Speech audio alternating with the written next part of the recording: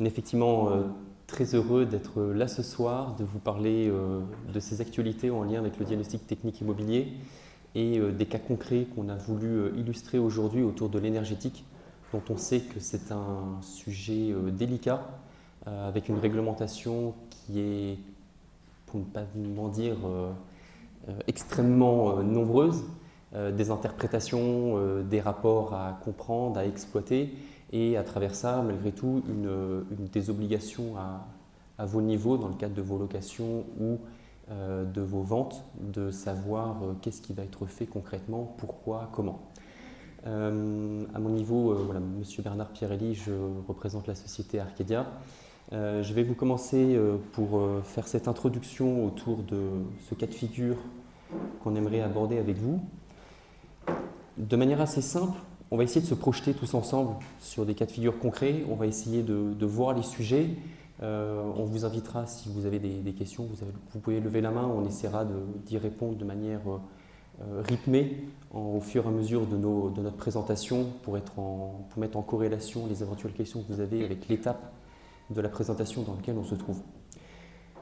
Pour commencer, de manière assez simple, on se projette, on est comme vous et moi, on s'apprête à vendre notre maison et on se pose la question de savoir quelles sont l'intégralité des diagnostics auxquels vous allez être soumis, qui dépendent de l'année de construction du bien, qui est une date et un élément indispensable, qui dépend aussi de sa localisation vis-à-vis de la réglementation autour du diagnostic thermite, puisque tout ça dépend du niveau d'infestation.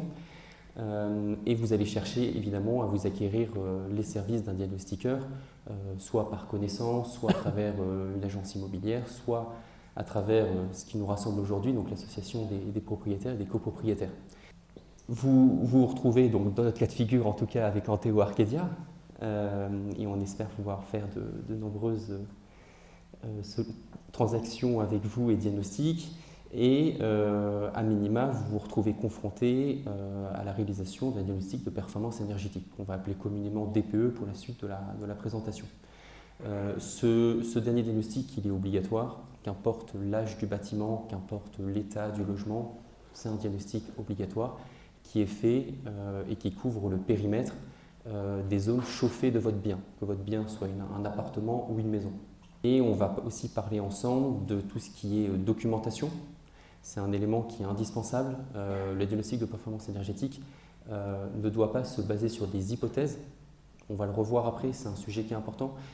Si vous nous dites qu'il y a une isolation sur les murs, ça va être important pour nous de le vérifier ou d'avoir une documentation qui va prouver ce point.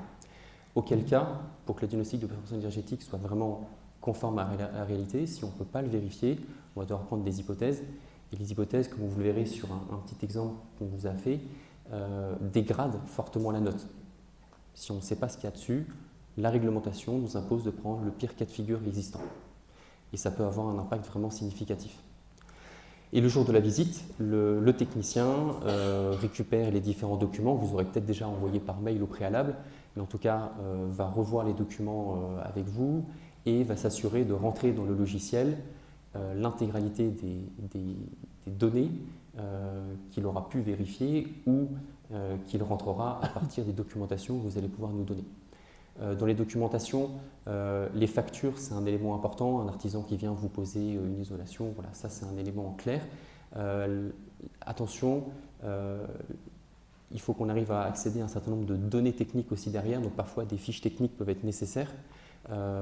Comme par exemple sur le cas d'installation de chauffage, de pompe à chaleur ou autre, la facture ne détaillera peut-être pas forcément l'intégralité des données techniques et il nous faudra peut-être quelques données supplémentaires. Donc ça c'est pour la partie préparation entre vous et nous qui nous permet le jour J de faire le diagnostic de la meilleure des manières.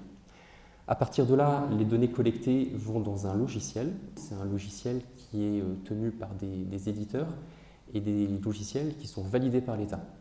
Donc il y a des prérequis, il y a des grilles, il y a des abacs, il y a des formules mathématiques plus ou moins compliquées et toutes les données sont rentrées dans ce logiciel et on obtient à la fin cette fameuse note que vous connaissez bien, qu'on retrouve dans toutes les agences immobilières pour illustrer les déperditions thermiques et la classe énergétique de votre bien.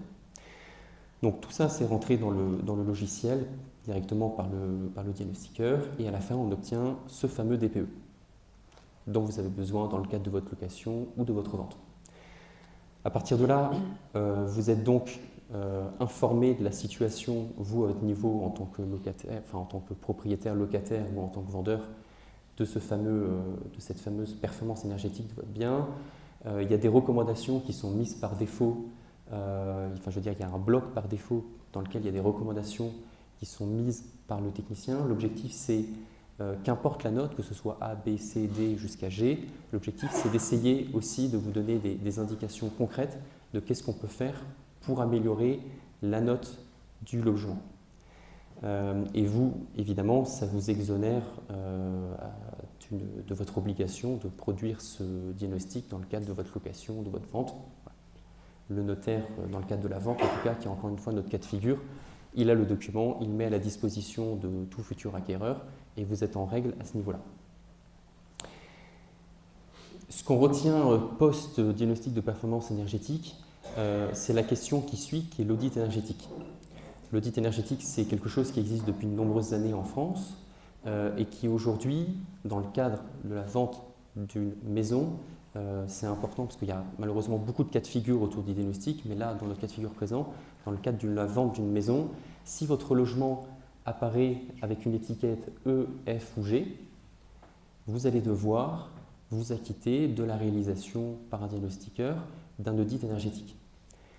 L'audit énergétique, ça vient compléter le diagnostic de performance énergétique. Il y a un énorme focus qui est fait, qui vous sera présenté par M. Klepsady, qui est fait pour vraiment aller dans le détail de qu'est-ce que vous pouvez faire comme travaux. Alors vous, ça vous renseigne, vous êtes dans le cadre d'une vente, donc vous, ce qui est important, c'est évidemment le rapport, mais ça va être un élément essentiel puisqu'on sait très bien que le futur acquéreur en face, il va vous dire d'accord, je suis prêt à acheter ce bien, mais on peut anticiper le fait qu'il va vous dire potentiellement il y a 20 000, 30 000, 40 000 euros pour sortir de la classe E, F ou G et atteindre au moins la classe D. Et lui, il va mettre ça dans la balance pour pouvoir faire baisser le prix d'achat et vous allez vous retrouver dans cette négociation. Donc l'audit énergétique répond vraiment à cette problématique d'essayer de donner le plus d'indications possible sur comment sortir de manière très concrète, avec énormément de détails et de précision, comment sortir son logement de l'étiquette E, F ou G. Donc si on se retrouve dans ce cas de figure-là, notre assistante, quand elle vous enverra les rapports, elle vous préviendra donc que vous avez un audit énergétique qui va venir se rajouter en plus. Il va falloir qu'on réintervienne. Pourquoi est-ce qu'on réintervient? Parce que les exigences de relevé terrain ne sont pas les mêmes. Et on veut surtout s'assurer de ne rater aucun élément. Par exemple, sur l'audit énergétique, on va s'intéresser à tout ce qui est désordre structurel, on va s'intéresser à tout ce qui est pathologie du bâtiment ou du logement, dont on ne s'intéresse pas dans le cadre du DPE.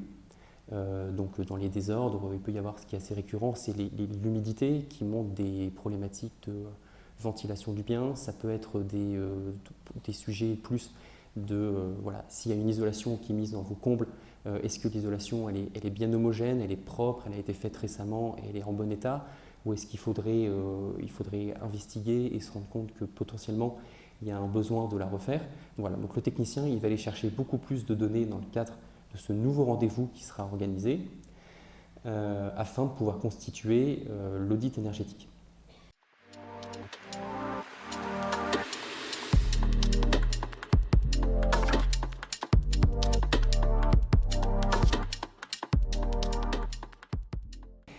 Non, dans le cadre d'une location, votre seule obligation énergétique consiste à faire réaliser un diagnostic de performance énergétique, mais si la note est E, F ou G, vous n'avez pas d'obligation. Je vais quand même revenir sur cette petite notion parce que ce n'est pas parce qu'il n'y a pas l'obligation de faire un audit énergétique, vous n'avez pas malgré tout peut-être des petits bâtons dans les roues dans le cadre de votre location. On retrouve ici un résumé des évolutions réglementaires entre 2022 et 2050. On en est déjà ici aujourd'hui dans l'avancement de ce qui a été mis en place par l'État et auquel on est tous soumis.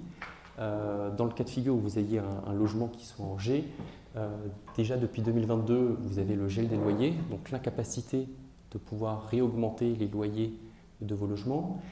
Ça s'est ensuite retranscrit par une première interdiction de location pour les biens qui ont une étiquette à plus de 450 kWh par mètre carré. C'est-à-dire que là, on est exactement dans le cadre des logements en G. C'est G+, c'est un peu plus que G. Donc là, vous êtes sur une location interdite. Donc le bail, votre baux plutôt, vos baux sont peut-être encore actifs. Ça, c'est une possibilité. Par contre, vous n'avez plus la possibilité, si votre locataire sort, de pouvoir en re-rentrer un. Donc vous avez quand même une certaine difficulté qui va s'accroître avec le temps. Je ne vais pas trop m'attarder sur 2028 et plus parce qu'on connaît les lois françaises, on sait qu'on aime bien revenir sur des sujets. On aura l'occasion de vous le dire d'ici la fin de cette réunion ensemble. Mais voilà, on sait que les choses se durcissent. Et concernant les étapes de vente, donc depuis le 23, l'audit énergétique dont je vous ai parlé est devenu obligatoire. Ça, j'en parle pas trop parce que ce ne serait pas forcément hyper concerné, mais sachez que depuis 2021, il y a une nouvelle réglementation qui est en place. Et depuis le 1er janvier 2025, on est donc face à une obligation de faire les audits énergétiques pour les logements en E. Et d'ici 2034, ça inclura aussi les logements en D. Même chose, 2034, c'est quand même très loin. Il y a un très gros sujet, parce qu'il y a une grande partie du parc français qui est justement en D.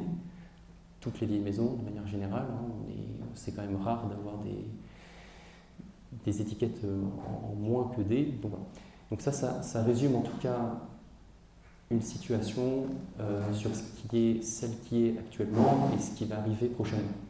Pas d'audit énergétique dans le cadre de location ou vente, dans le cadre d'appartements dans des bâtiments. Quand on vend une maison, nous en tant que diagnostiqueurs immobiliers, on a la capacité et les compétences pour pouvoir faire les audits énergétiques. Et s'il y en a parmi vous qui sont propriétaires de biens, de maisons, de bâtiments complets, d'habitation, si vous vendez l'intégralité du bâtiment et que votre bâtiment est justement en E, F ou G, vous aurez l'obligation de faire un audit thermique. Par contre, on est hors compétence et autorisation de faire ça par un diagnostiqueur immobilier classique. Il faut que ce soit porté par un bureau d'études thermiques. Pour la dernière partie qui touchera vraiment à l'énergie de manière générale, on a vraiment voulu s'attarder un instant sur cette notion d'opposabilité. C'est quelque chose qui a fait grand bruit en 2020-2021 quand il y a eu le changement de réglementation et que cette notion a été introduite dans les diagnostics. Et elle relève d'ailleurs d'une vraie difficulté sur le terrain qui doit être résolue par des aspects de dialogue entre le diagnostiqueur et vous. Notre objectif, l'objectif de l'État et donc l'objectif de nos DPE, c'est qu'on ne prenne pas d'hypothèse. Voilà. S'il y a une isolation, si on est encore une fois en capacité de vérifier cette isolation, sa présence dans une moindre mesure, son homogénéité, l'épaisseur de l'isolant ou alors d'avoir une autre technique qui nous donne les performances de l'isolant, tout ça, on est dans ce cas de figure-là, c'est ce qu'on va renseigner dans le logiciel. À défaut, si on n'est pas capable d'avoir une documentation ou de pouvoir voir l'élément en question, on va se retrouver malheureusement dans le cas de figure le plus défavorable dont je vous parlais au début, qui va avoir un impact assez prédominant sur la note finale.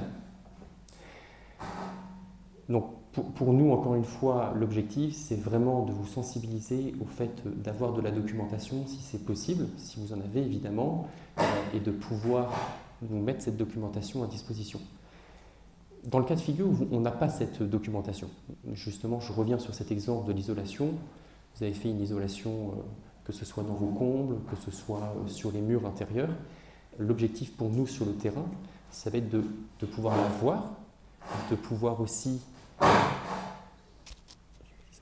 de pouvoir voir cette isolation et de pouvoir la mesurer. La problématique, on la connaît, les combles, ça veut dire qu'il faut qu'on puisse accéder aux combles. Donc encore une fois, c'est un travail commun, que vous soyez sensibilisés à ce point, que vous nous aidiez à pouvoir accéder aux combles et que le diagnostiqueur vienne avec son matériel pour pouvoir monter en hauteur. Alors attention, comme je vous ai mis sur la slide, on n'est pas là pour casser les choses. C'est ensuite une discussion pas très agréable entre vous et nous. Mais voilà, donc s'il n'y a pas d'accès aux combles, nous en tant que diagnostiqueur, on ne peut pas le créer. De la même manière, s'il y a une isolation sur vos murs à l'intérieur et qu'il y a un placo, on ne va pas faire des trous dans le placo pour aller vérifier l'isolation. On va plutôt vous conseiller d'essayer d'enlever les blocs de prise et qu'on puisse accéder à l'isolation sans détruire votre bien que vous allez vendre. Ce n'est pas l'objectif de le détériorer avant même la vente. Mais ça, c'est un travail commun. Le technicien, il peut faire beaucoup, mais en même temps, le technicien, il ne peut pas non plus tout faire dans le temps qui lui est alloué. Il ne peut pas non plus prendre des initiatives si vous n'êtes pas d'accord. Et on n'oublie pas derrière un élément qui est récurrent, qui nous arrive en tout cas dans le quotidien. Je vous parlais des blocs de prise. Ça arrive parfois qu'on démonte les blocs de prise. Parfois, ça arrive aussi qu'on n'arrive pas à les remonter. Un vieux bâtiment, un élément qui était peut-être déjà à la base un petit peu défectueux. Et donc, ce que je veux vous dire, c'est que c'est en ça où j'insiste bien sur le travail commun entre vous qui préparez notre intervention et le technicien qui se donne les moyens d'aller vérifier tous les éléments sur place. Mais il peut y avoir aussi des difficultés à remettre des choses en place. Voilà, donc ça, c'est important. L'objectif pour nous, c'est pas de faire les sagouins, nullement, mais en tout cas, je veux vraiment vous sensibiliser à cet échange et à cette préparation. La prise en compte de l'année de construction, vous en doutez, je ne suis pas toulousain, mais Toulouse est quand même de manière générale une ville qui a été construite il y a longtemps avec des très vieux bâtiments. Quand on fait une vente en 2025 sur un bâtiment qui date de 1920 et qu'on prend comme hypothèse l'année de construction du bien, ça fait un petit peu mal. On est un siècle en retard, ce qui fait que de ne pas avoir l'information de l'élément dont on ne peut pas prendre l'hypothèse, c'est-à-dire qu'on prend la plus défavorable, ça peut avoir un impact significatif. Là, c'est un exemple sur un bien qui a été fait justement sur Toulouse récemment, un appartement de 100 mètres carrés dans un vieil immeuble. Le logement ressort en E, parce qu'on n'avait pas pu vérifier l'isolation. Donc dans le logiciel, on a respecté notre obligation de dire que l'isolation était inconnue. Par défaut, le logiciel est allé chercher l'année de construction du bâtiment, 1920. Les règles en 1920 d'isolation étant quasiment inexistantes, il a considéré que l'isolation des murs était quasiment inexistante. C'est pas nul, mais entre nul et ce qu'il a pris comme hypothèse, il n'y a vraiment pas grand-chose. À côté de ça, une seconde intervention a eu lieu. On a fait ce travail d'aller sonder les murs, d'aller démonter des blocs de prise, d'aller creuser un petit peu tout ce qu'on pouvait accéder. On a pu vérifier qu'il y avait une isolation qui avait été mise en place, qui était récente en plus. L'impact directement dans le logement, on est passé d'une étiquette E à une étiquette D, c'est pour ça que je vous disais que ça peut avoir un impact. Et globalement, on est passé de 262 à 195, donc on a fait plus de 20% d'économie sur la note. Et ça a permis aussi aux propriétaires, et aussi pour vous, de pouvoir vendre son bien avec peut-être une pression en moins en se disant « mon logement n'est pas en E, j'ai réussi à l'amener là où il doit être ». On a respecté la réalité. Voilà, ça c'est une illustration. Là, on s'est focalisé sur tout ce qui est, sur cet exemple, sur tout ce qui est isolation, mais ça marche aussi pour les aspects de les productions d'eau chaude, les productions de chauffage, les données comme la ventilation. On a parlé de l'isolation de manière générale et tout ce qui est menuiserie. Alors, les menuiseries, c'est le plus simple pour nous. On n'a pas forcément besoin d'une documentation qui est extrême. C'est quelque chose qui est très facilement accessible, qu'on peut mesurer et on en fait ensuite, on rentre tout ça dans le logiciel. Alors, bonsoir tout le monde, Walid Lamsani, référent énergétique au sein d'Arcadia. Je souhaite juste revenir sur deux choses en ce qui concerne l'audit énergétique. Bien comprendre que l'audit énergétique concerne essentiellement les maisons individuelles. Il ne s'agit pas de faire un audit sur des appartements. Donc si vous avez un appartement que vous louez ou que vous souhaitez vendre, il n'y a pas d'audit énergétique sur cet appartement. Et deuxième chose, M. Bernard évoquait le fait de sortir de la lettre E à minima. L'objectif derrière un audit, c'est le bâtiment de basse consommation. C'est-à-dire qu'il faut que vous atteigniez à minima la lettre B, idéalement la lettre A. Donc ce qui va être préconisé dans cet audit, ça va être un ensemble de travaux et derrière un chiffrage au plus précis possible que nous nous chargeons de faire. Mais la finalité, elle est celle-ci. Donc non seulement sortir de la lettre G, F ou E, mais surtout, in fine, atteindre la lettre A ou B. Voilà. Donc on pourra revenir par la suite sur l'audit énergétique. Ce que je vous propose, c'est de rentrer un petit peu plus dans la réalité à travers un cas pratique d'un appartement justement qui est classé en F, un appartement de 65 mètres carrés. Donc on a pris un cas que l'on retrouve souvent aujourd'hui dans la location ou dans la vente. Alors on a pris ce cas-là donc d'un appartement situé dans un immeuble des années 60 qui est au dernier étage. Donc on va voir que ça a une importance, le fait d'être au dernier étage, parce que vous allez voir que vous êtes malheureusement handicapé quand vous êtes au dernier étage ou au rez-de-chaussée, par rapport au plancher haut ou au plancher bas. Donc on est sur un appartement type T3, donc de 65 mètres carrés, donc 2 chambres. Et le contexte est celui-là. Donc dernier étage, comme je vous le disais, immeuble des années 60. Donc ce qu'on peut voir aussi, au niveau de l'architecture du bâtiment, c'est que la partie supérieure, enfin une grosse partie du bâtiment, n'est pas mitoyenne. Donc on va avoir des déperditions de chaleur autant sur les façades, avant et arrière, mais également sur les pignons, donc la partie latérale du bâtiment. Donc dans ce cas-là, on a des murs en béton non isolés. Donc le matériau, je ne sais pas si vous le savez, mais le matériau avec lequel le bien est construit importe également. Donc nous, dans les données que l'on va rentrer, si vous avez une maison ou un appartement construit en briques creuses, par exemple, ça n'aura pas le même résultat qu'un bien construit en parpaing, par exemple. Voilà. Je ne vais pas rentrer dans le détail, mais les coefficients de transmission de chaque matériau ont leur importance et peuvent pénaliser ou moins la note, le bien lui-même et sur sa note finale. Donc là, on est sur du béton et non isolé. Ensuite, au niveau des fenêtres, évidemment, on est sur du simple vitrage, donc ce qu'il y a de pire. Pardon.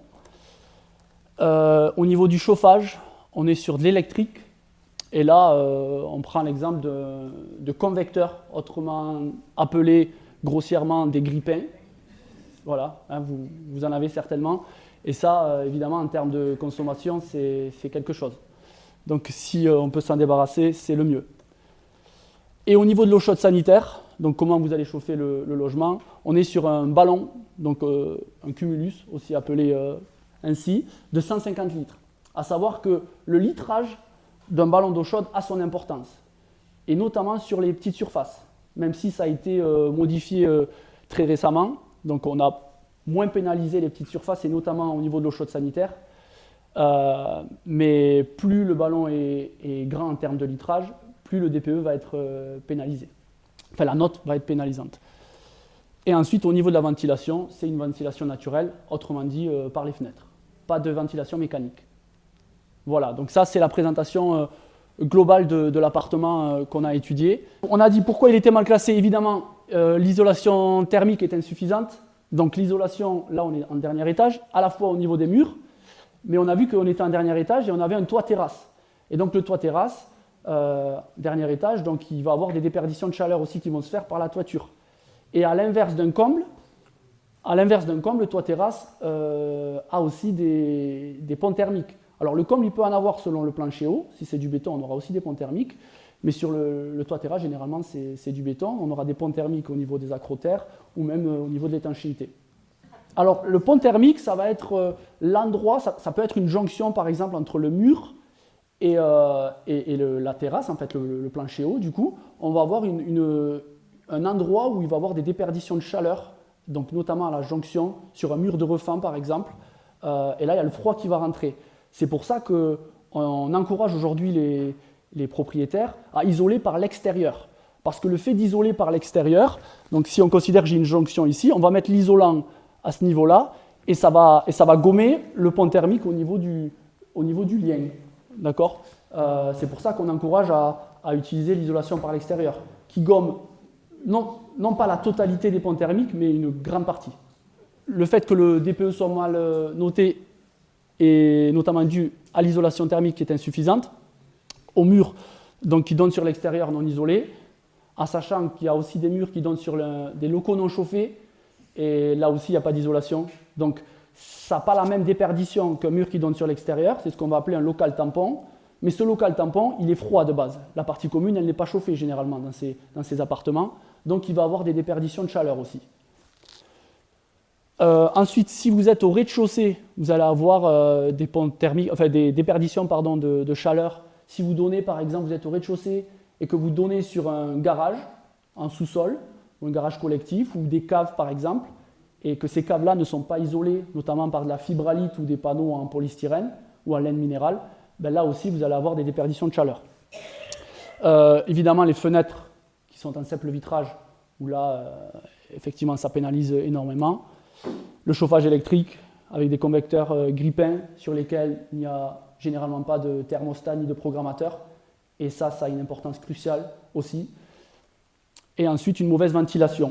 Alors, certains pensent que le fait d'avoir une ventilation naturelle va aider à une meilleure note pour le DPE, parce que qui dit ventilation naturelle dit aucune présence électrique, donc pas de consommation électrique, et donc pas de facture importante à ce niveau-là.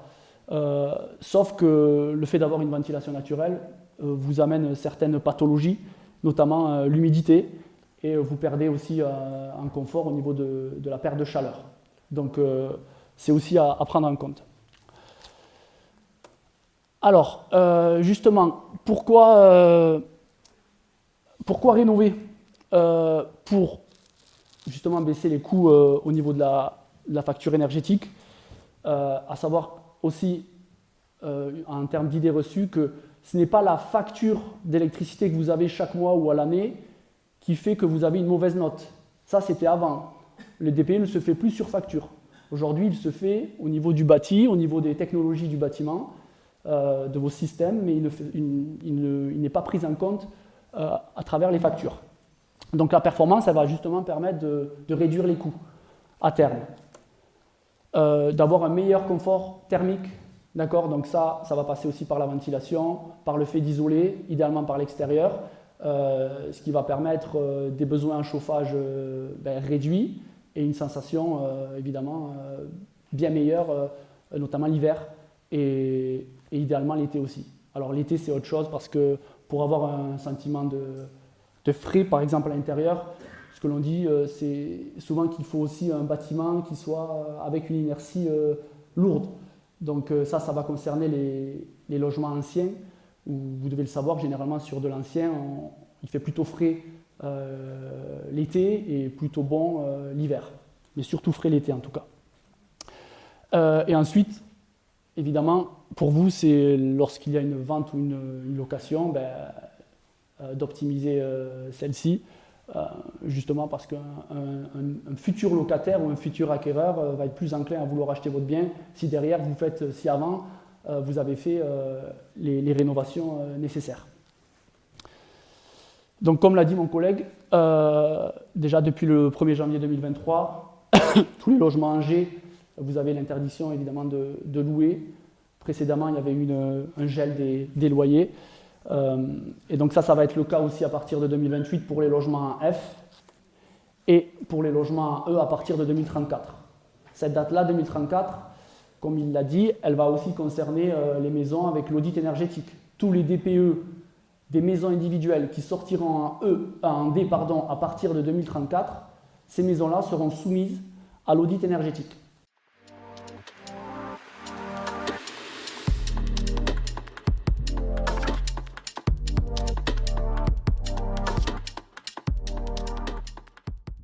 Au niveau des travaux à prévoir, justement pour passer en classe D ou en classe C, évidemment il va falloir changer les fenêtres par du double vitrage. Généralement sur le type de bâtiment qu'on a vu, ça va être du PVC. Les murs, alors l'isolation thermique par l'extérieur n'est pas toujours possible, bien que sur ce bâtiment-là, je pense que ça le serait. Mais sinon, on partirait sur une ITI qui est beaucoup moins coûteuse, moins performante, mais tout aussi intéressante.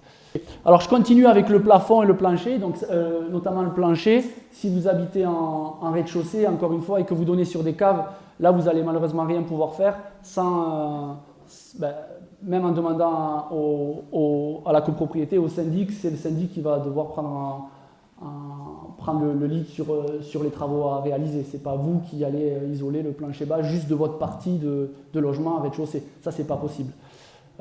Donc là, encore une fois, c'est une contrainte qu'on ne peut pas gérer facilement sans l'accord de la copropriété et des locataires.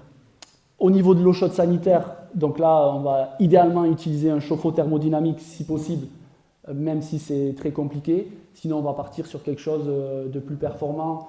Mais honnêtement, ce n'est pas ce qui fait gagner énormément.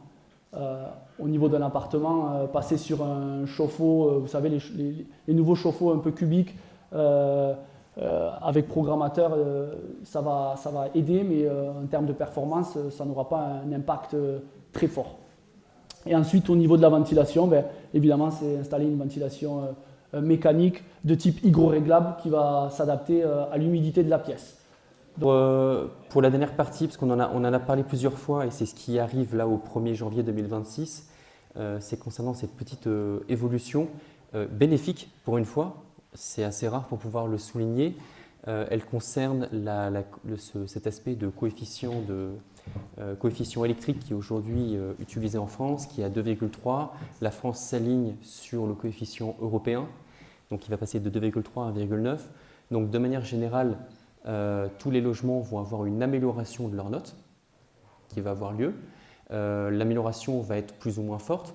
Si vous êtes sur du chauffage au fioul, la consommation électrique pour le chauffage n'existe pas.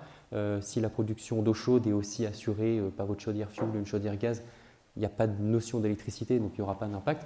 Il y a juste peut-être la ventilation qui va permettre de gagner quelques petits tantièmes sur la note. Donc ce qu'il faut retenir, c'est que si vous êtes en full électrique, chauffage, eau chaude et ventilation, au 1er janvier 2026, vous allez avoir une amélioration positive de votre logement. Si vous avez que le chauffage, ça va être un petit peu moins marqué, et ainsi de suite dans les cas de figure. Au 1er janvier 2026, que vous soyez dans le cadre d'une vente ou d'une location, si vous avez déjà votre DPE, vous pouvez vous rendre sur le site de l'ADEME. Je vous ai mis un QR code, j'espère qu'il n'est pas trop coupé. Vous donnerez à l'ADEME, donc qui s'occupe de tout ça, le code barre de votre DPE, ou de votre DPE, de votre DPE qui fait 14 caractères de mémoire. Vous le renseignez, c'est un code unique qui vous est propre à votre DPE. Et l'ADEME va vous dire, avec le nouveau coefficient qui est en place, il va vous indiquer si votre DPE change de note. Donc encore une fois, c'est une amélioration qui est positive, qui va vous amener vers le A. Si ça change de note, vous aurez la possibilité de télécharger une attestation que vous viendrez accoler à votre DPE d'origine. Et c'est cette attestation et le DPE d'origine qui sera à remettre au notaire ou à votre locataire et qui viendra, entre guillemets, contredire le DPE qui a pu être fait, en tout cas qui viendra vous donner la nouvelle note. Si votre DPE ne change pas, l'ADEME ne vous donnera pas d'attestation. Voilà. C'est comme ça que ça a été fait. Ça ne dépend pas de nous, malheureusement. L'ADEME est sous le contrôle de l'État et l'État a décidé de faire les choses comme ça. C'était la dernière chose dont on voulait vous parler concernant la partie énergétique.